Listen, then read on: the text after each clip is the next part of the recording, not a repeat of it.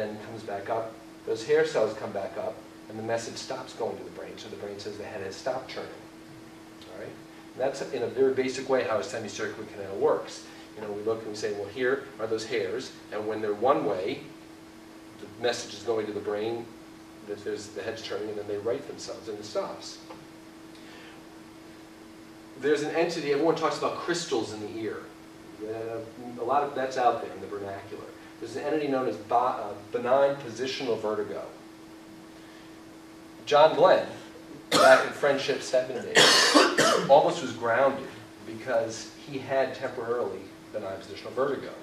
And what happens is, if you look at the semicircular canal, that bony structure with all the fluid in it, those hair cells are sitting in the bottom like this, like fronds on the bottom of a pond.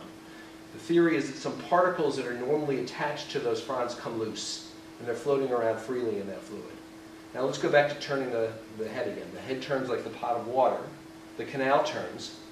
Those hair cells go down, sending the message to the brain that the head is turning. They start to come back up again as the fluid comes up, but all those little particles are pelting against these things. So the brain is now getting a message saying, oh, vision says my head's like this, gravity says my head's like this, but I'm getting the ear message my head's like this. So the head just keeps going.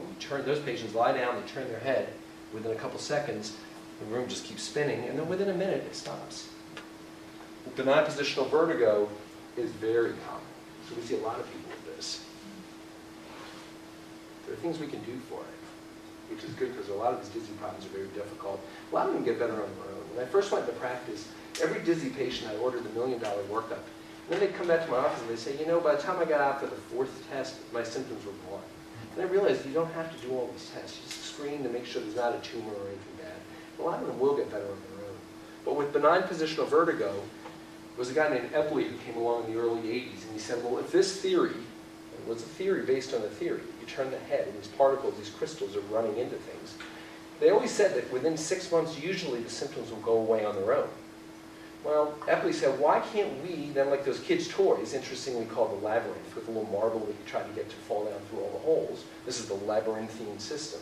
Why can't we then find out which canal has these crystals and maybe expedite their falling to a part of the ear where they don't ram into anything anymore? And that's the Epley maneuver that we do for benign positional vertigo with these crystals. And basically, you know, we sit the patient up in a certain way, turn them back, and this is showing you where the semicircular canals are. We're basically saying, let's line this wheel up and slowly try to turn it to let these particles fall down into a part of the ear where, I know you guys are looking at me saying, you guys really do this. When this first came about, I thought, yeah, right. It really works. When people have benign positional vertigo and they're very compromised, you do this, and the next day, within a couple of days, it's gone. And these are patients who have had this for weeks and weeks. So it really works nicely. We do it in the office. A lot of the physical therapists who have balance rehabilitation under their belt, they do this too. And I'm not going to bore you with the specific directions that we turn the ear, but this just shows you, with the head turning, what we're trying to do with the semicircular canals to get all those particles to just fall to a part of the ear where they just won't run into anything when you turn the head. Okay, let's go back to the hearing part. Hearing aids.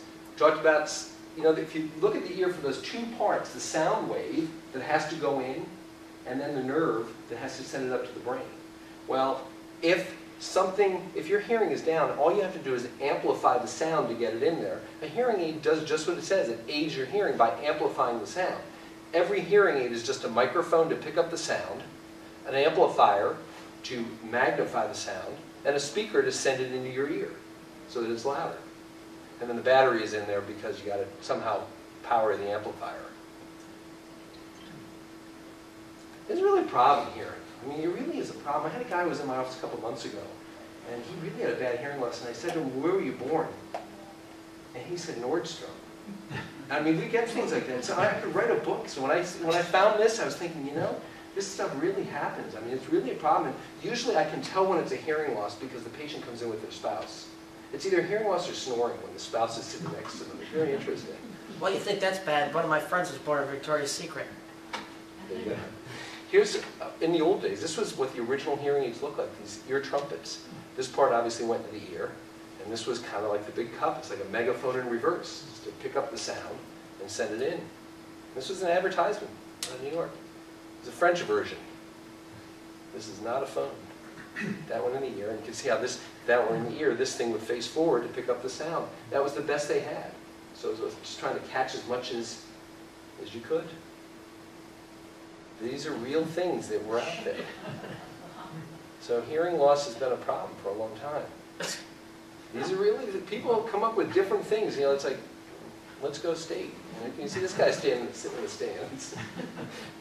They get worse. But I could see what this, there were always these guys in college who were like these nerdy guys that had the pocket protectors. He would be the guy who would invent this. But you can see the idea is just something to cup and collect the sound. A lot of people who have hearing problems learn just intuitively, like sit in the corner of a room so that the walls are almost like this to pick up the sound. You go into restaurants, usually the guy who's sitting in the corner is the guy who has the hearing loss. I noticed that a long time ago.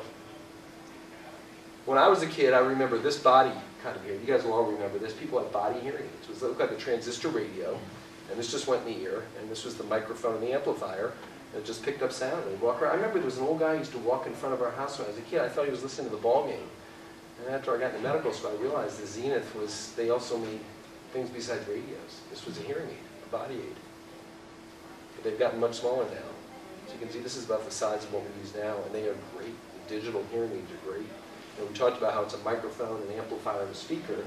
Well, now the sound goes into the hearing aid, gets converted into computer language, digital language, and we can program exactly where a hearing loss is, what someone's specific loss is, tailor it, change the sound, turn up what they need, then put it back into regular sound and feed it into the ear. So that's where the digital technology has really helped these. You can see when they're in place, they really match the hair. They're very difficult. Sometimes I go to clean wax out of an ear. I'm right up at the ear before I realize there's a hearing aid in there, which is not your father's Oldsmobile. I mean, this has gotten a lot better.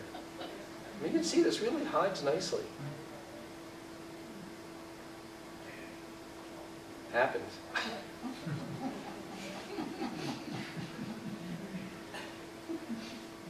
So that's what a hearing aid looks like. All right, we talked about how hearing aids just amplify the sound. Well, what if you turn it up as loud as you want, but there's something screwed up with your cochlea, the nerve part? You can turn it as loud as you want. If it gets into the inner ear and the ear just can't do anything with it, then it's not serviceable. It gets to a point where hearing is so bad, we all know people like this, where they have the best hearing aids, they're turned up, they're whistling like crazy, and they're still saying what, and they can't hear anything. That's where cochlear implants come into play, and these have gotten very good over the last decade.